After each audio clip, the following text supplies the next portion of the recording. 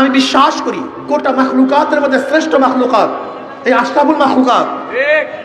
আজকে আমরা কেউ কুকুর নিয়ে ছবি তুলতে ভালো পাই, আজকে কুকুরকে কাছে নিয়ে ছবি তুলে পোস্ট করতে ভালো লাগে, আজকে অনেকে বিড়াল কোলে নিয়ে ছবি তুলতে ভালো লাগে, কিন্তু আশরাফুল মাখলুকাতের কাঁধে হাত দিয়ে ছবি তুলতে আমাদের লজ্জা লাগে। আমি কি পারি একজন মেথরের কাঁধে হাত দিয়ে ছবি তুলতে? বলেন। এদেশের ইসলামী রাজনীতির সর্বাধিক আইডল, যুবক বৃদ্ধ আবাল বনিতার সর্বস্তরের হৃদয়ের স্পন্দন, শাইখুল হাদিস ইসলামী আন্দোলন বাংলাদেশের মোহতারাম সিনিয়র নায়েব আমির আলহাজ হযরত মাওলানা মুফতি সৈয়দ মোহাম্মদ ফয়জুল করিম শায়েখে চরমনাই। ইসলামী আন্দোলন বাংলাদেশ লালবাগ থানা শাখা কর্তৃক আয়োজিত আজকে গণসম্মেলনের সম্মানিত সভাপতি হযরত মাওলানা আলহাজ জনাব আব্দুর রহমান সাহেব, উপস্থিত ওলামায়ে কেরাম, সর্বস্তরের ইসলাম প্রিয় দেশপ্রেমী ভাইয়েরা আমার, বক্তাগণ বক্তব্য দিয়েছেন। আজকে আয়োজনের উদ্দেশ্যটা কি আপনারা সবাই জানেন। মানুষ শান্তির জন্য বারবার জীবন দিয়েছে, মানুষ শান্তির জন্য জীবনভর রক্ত দিয়েছে। ব্রিটিশ হটাও আন্দোলনের জন্য মানুষ অনেক জীবন দিয়েছে, রক্ত দিয়েছে। ব্রিটিশ হটাও আন্দোলনে মুসলমানদের রক্তের সংখ্যা সবচেয়ে বেশি ছিল। ইন্ডিয়ান গেটের মধ্যে ব্রিটিশ হটাও আন্দোলনের প্রায় 93,000 মানুষ জীবন দিয়েছে, তাদের নাম লেখা আছে ইন্ডিয়ান গেটে। তার মধ্যে প্রায় 63,000-এর উপরে যাদের নাম তারা সবাই মুসলমান। আপনারা জানেন 80,000 আলেম জীবন দিয়েছিল। চাকরি চর থেকে শুরু করে খায়বার পর্যন্ত এরকম কোনো গাছ নাই যেখানে একজন আলেমকে ফাঁসিতে ঝুলানো হয়নি। আমাদের মুসলমান ইতিহাস জানে না। ভেবেছিলাম বৈষম্য দূর হবে, মানুষ শান্তি পাবে, মানুষ মুক্তি পাবে। কিন্তু ব্রিটিশ এদেশ থেকে পালাবার পরেও যখন মুসলমানরা শান্তি পাচ্ছিল না, বৈষম্য দূর হচ্ছিল না, তখন মুসলমানরা আবার আন্দোলন শুরু করেছিল যে মুসলমানদের জন্য আলাদা ভূখণ্ড চাই। এই মুসলমানদের আন্দোলনের কারণে ধর্মের ভিত্তিতে একটা দেশ পেয়েছিলাম পাকিস্তান। ভেবেছিলাম বৈষম্য দূর হবে, মানুষ শান্তি পাবে, মুক্তি পাবে। কিন্তু পশ্চিম পাকিস্তানের মানুষ বৈষম্য করার কারণে 71-এ পশ্চিম পাকিস্তান থেকে আলাদা হয়ে স্বাধীন করেছিলাম। স্বাধীনতার স্লোগান ছিল সাম্য, মানবিক মর্যাদা, সামাজিক ন্যায় বিচার। কিন্তু আমি প্রশ্ন করতে চাই, 71 থেকে 2024 পর্যন্ত যারাই ক্ষমতায় ছিল তার কি বৈষম্য দূর করতে পারছে? মানবিক মর্যাদাকে রক্ষা করতে পারছে? সামাজিক ন্যায় বিচার প্রতিষ্ঠা করতে পারে নাই, সাম্যতা সৃষ্টি করতে পারেনি। যেই দল যখন ক্ষমতায় ছিল চাকরি সেই দলের লোকের, কথা বলেন। যেই দল যখন ক্ষমতায় ছিল আঙ্গুল ফুলে কলা গাছ তারাই হয়েছে। যেই দল যখন ক্ষমতায় ছিল তাদের অবস্থাটা কি? ঢাকায় তারাই বাড়ি করেছে, তাদের খানার টেবিলে হরেক ডিজাইনের খাদ্য ছিল। কিন্তু যারা ক্ষমতায় ছিল না রাস্তায় ফকিরের বেশে ঘুরছে, জেলখানায় ঢুকছে। আর যারা ক্ষমতায় ছিল ফাঁসির আসামিও বুক ফুলিয়ে রাস্তায় হাঁটছে। তার মানিটা কি? তার মানি হলো সামাজিক ন্যায় বিচার ছিল না, সাম্যতা ছিল না।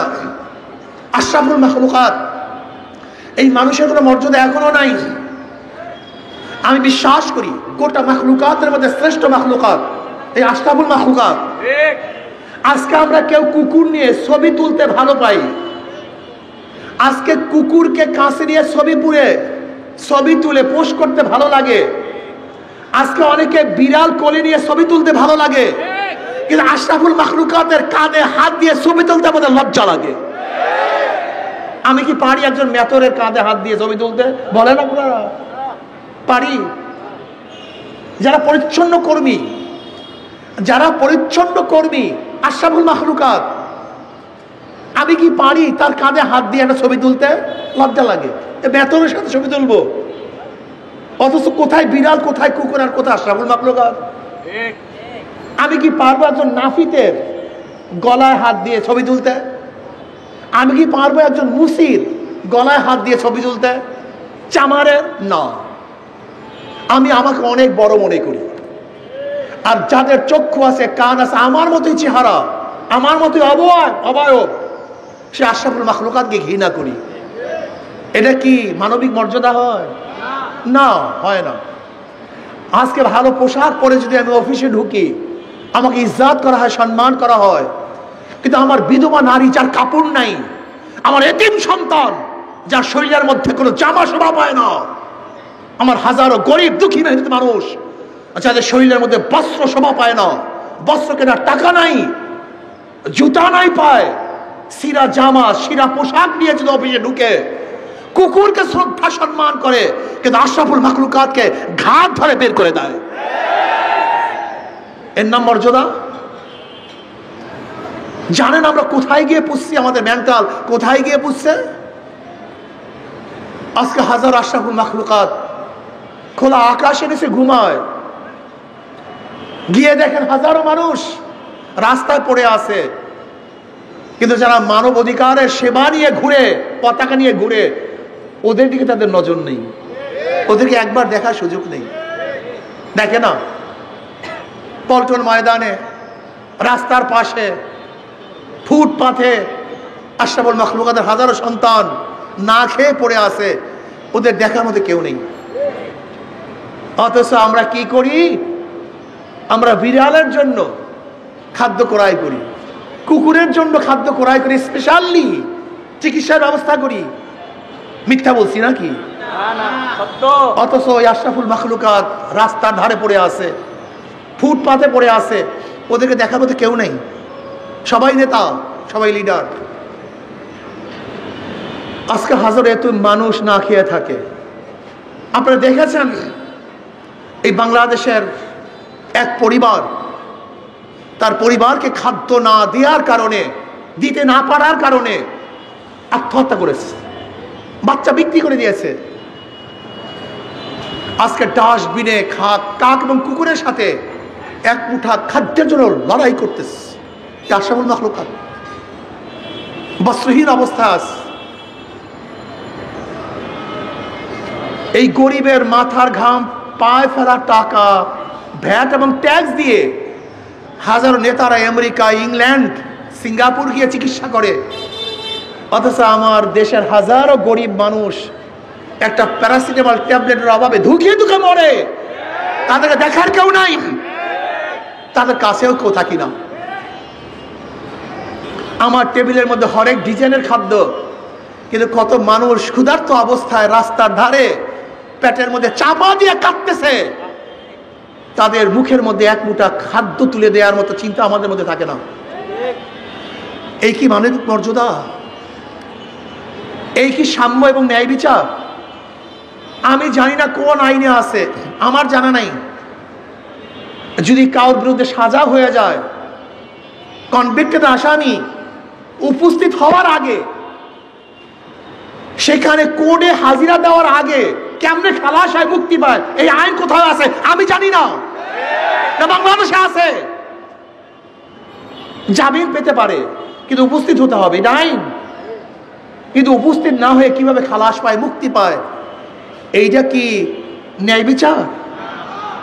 আপনি কি দেখেছেন সরকার পরিবর্তন হওয়ার সাথে সাথে সুপ্রিম কোর্টের প্রধান বিচারপতি পরিবর্তন হয়ে গেছে, সরকার পরিবর্তন হওয়ার সাথে সাথে সিআইডির প্রধান পরিবর্তন হয়ে গেছে, সরকার পরিবর্তন হওয়ার সাথে সাথে ডিজিএফআই এর প্রধান পরিবর্তন, এনএসআই এর প্রধান পরিবর্তন, সরকার পরিবর্তন হওয়ার সাথে সাথে ইউনিভার্সিটির ভিসি পরিবর্তন, সরকার পরিবর্তন হওয়ার সাথে সাথে এমনকি বাইতুল মুকাররমের ইমাম সাহেব পরিবর্তন।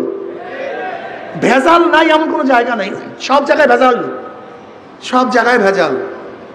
নির্বাচন নির্বাচন, যদি আমি জিতি নির্বাচন ঠিক, আমি না জিতলে কারচুপি, এর থেকে নির্বাচন। আজকে এই ঢাকায় এক দলের 33 নম্বর এক সদস্য হওয়ার জন্য 50 লক্ষ টাকা ডোনেশন করছে, 50 লক্ষ টাকা। 33 নম্বর সদস্য, তার মানে এর কারণটা কি আপনারা জানেন? কেউ কেউ জানেন না। আপনাকে জানেন একজন বিসিএস ক্যাডারের প্রথম শুরুর বেতন কত হয়? মাত্র 22,000 থেকে 35,000 টাকা। এই যে ম্যাজিস্ট্রেট বলেন, বিসিএস ক্যাডারে যারা ঢুকে তাদের প্রথম বেতন কত? 22,000 থেকে 35,000 টাকা। অথচ দলের যদি ওয়ার্ডের একজন সভাপতি হতে পারে, সে প্রতি মাসে কামাই করে কত বলেন তো? কয়েক কোটি টাকা। বুঝেন, আলাউদ্দিনের চেরাগের চেয়ে মারাত্মক। বর্তমানের রাজনীতি হলো আলাউদ্দিনের চেরাগের চেয়ে মারাত্মক। একজন ডিসি সাহেব, এসপি সাহেবের বেতন কত জানেন? 70-80 টাকা। কত? আচ্ছা বলো তো, 70-80 টাকা বেতন পেয়ে সংসার চালাবার পরে এই ধরনের বিল্ডিং কত বছর বসে করবে? কত জীবনে? ওর কিয়ামত করতে পারবে না। কিন্তু ওয়ার্ডের যদি একজন সভাপতি সেক্রেটারি হয়, পরের দিন দেখো 5 গাড়ি, গুলশানে বাড়ি, ফ্ল্যাট কেনা শেষ। তার মানিটা কি? আলাউদ্দিনের চেরা। কিন্তু টাকার গাছের চেয়েও মারাত্মক। এর জন্য ওরা এইটাকে ব্যবসা মনে করতেছে। অর্থাৎ গরিবের পেটের মধ্যে লাথি মেরে গরিবের গলা চিপে ধরে আজকে রাজনীতিকে ব্যবসা মনে করতেছে। ওদের ব্যবসার উপর আঘাত হানতে হবে। রাজনীতি করে ব্যবসার জায়গা না, খেদমতের জায়গা। রাজনীতি করে ব্যবসার জায়গা না, সেবার জায়গা। রাজনীতি করে জুলুমের জায়গায় না, বরং এটা মাজলুম মানুষের পাশে দাঁড়াবার জায়গা। রাজনীতি মানে খুন করা নয়, রাজনীতি মানে এই দেশ থেকে মানুষকে তাড়িয়ে দেওয়া নয়, বরং রাজনীতি হলো সমস্ত মানুষের অধিকারকে বাস্তবায়ন করা। আজকে রাজনীতি মানে এই দোকানদার ব্যবসা করবে, চাঁদা দাও, এর জন্য রাজনীতি। বরং রাজনীতি হয়েছিল যারা চাঁদা চাইতে আসবে তাদের গলা টিপে দেওয়ার জন্য রাজনীতি। আপনি কি জানেন স্টেট কিভাবে সৃষ্টি হয়েছিল? সক্রেটিস প্রথম স্টেট কেন করেছিল? ওদের ভাষায়, পলিটিক্যাল সায়েন্সের ভাষায়। স্টেট তো শুরুই হয়েছিল যারা অত্যাচারী মানুষ, মাজলুম সাধারণ মানুষের অত্যাচার করে, তাদের বিচারের কোনো জায়গা নাই, তখন রাষ্ট্র তাদের দায় দায়িত্ব নিয়ে নিয়েছে। ধরে নেন আজকে এই এলাকার একজন গুন্ডা মাস্তান বা শেঠ একজন দুর্বল মানুষের উপর আঘাত করছে। আচ্ছা বলেন তো, দুর্বল মানুষ কি তার প্রতিশোধ গ্রহণ করতে পারে? আমাকে বলুন। এখন রাষ্ট্রের কাজটা কি? রাষ্ট্রের কাজ ওই দুর্বল মানুষের কাছে দাঁড়ানো, যে তোমার কোনো টেনশন নাই, তোমার পক্ষে আমি আছি, তোমাকে যে আঘাত করছে তার বিচার আমি করবো, এর নাম রাষ্ট্র। রাষ্ট্রের কাজটা কি? রাষ্ট্রের কাজটা হলো, যদি এলাকার সমস্ত লালবাগের মানুষ ঐক্যবদ্ধভাবে এই বাড়ি অবৈধভাবে দখল করে, ওই একা ব্যক্তির ক্ষমতা নাই সমস্ত মানুষের বিরুদ্ধে লড়া। কিন্তু রাষ্ট্রের দায়িত্বটা কি? সে দেশ শক্তি, রাষ্ট্রের দেশ বড় শক্তি। রাষ্ট্র বলতেছে তোমার কোনো টেনশন নাই, তোমার বাড়ি দখল করেছে, তোমার পাশে আমি আছি, এর নাম রাষ্ট্র। রাষ্ট্রের দায়িত্বটা কি? যে ব্যক্তি ক্ষুধার্ত, খাওয়াবার কেউ নাই, রাষ্ট্র এসে পাশে দাঁড়াবে, তোমার কোনো টেনশন নাই, তোমার পেটের যে মা আমি নিয়েছি। রাষ্ট্রের দায়িত্বটা কি? যে বস্ত্রহীন, যার বস্ত্র নাই, রাষ্ট্র বলবে তোমার কোনো টেনশন নাই, তোমার বস্ত্রের দায়িত্ব আমি নিয়ে এনেছি। রাষ্ট্রের দায়িত্বটা কি? যে ব্যক্তি গরিব মেধাবী, অর্থের অভাবে পড়াশোনা করতে পারে না, টাকা নাই, রাষ্ট্র কি বলেছে? তোমার কোনো টেনশন নাই, তোমার মেধা আছে, তোমার খরচের টাকার ব্যবস্থা আমি রাষ্ট্র করব, এর নাম রাষ্ট্র। রাষ্ট্র কি বলতে চাই? অবৈধভাবে তুমি কেসে ঢুকছো, জেলে ঢুকছো, তোমার কেউ নাই, আমি তোমার পাশে আছি, আমি তোমাকে মুক্তি করব, এর নাম রাষ্ট্র। আর বর্তমানে আমাদের রাষ্ট্রটা কি? আমাদের রাষ্ট্র, তুমি কোনো অপরাধ করো নাই, তোমার ব্যাগের মধ্যে গাঁজা ঢুকিয়ে, ফেন্সিডিল ঢুকিয়ে তোমাকে জেলে দেওয়ার দায়িত্ব আমি গ্রহণ করলাম, আমি সেই রাষ্ট্র। এখন রাষ্ট্রটা কি? এখন রাষ্ট্র হলো তুমি খুন করো নাই, কোন খুনের আসামিতে তোমাকে ঢুকানো যায় সেই ব্যবস্থা আমি নিয়ে এনেছি, এর নাম রাষ্ট্র। পুরো উল্টা। রাষ্ট্র ছিল মাজলুমের পক্ষে, জালেমের বিপক্ষে, আর এখন রাষ্ট্র হয়ে গেছে জালেমের পক্ষে, মাজলুমের বিপক্ষে। এই রাষ্ট্র আমরা দেখতে চাই না। আমরা রাষ্ট্র দেখতে চাই যে রাষ্ট্র অসহায়, বিধবা, মিসকিন, এতিম, জালিত, জেলে, তাঁতি, কামার, মজদুর, মুচিদের পাশে দাঁড়াবে। যার যত প্রাপ্তি তাকে সে প্রাপ্তি দিবে, এর নামে রাষ্ট্র। আমি মনে করি এতদিন পর্যন্ত 71 থেকে 2024 পর্যন্ত যারা ক্ষমতায় ছিল ওরা রাষ্ট্রের দায় দায়িত্ব পালন করতে ব্যর্থ হয়েছে। ইসলামী আন্দোলন বাংলাদেশে কি চায়? ওদের সব জায়গায় ধোঁকামি।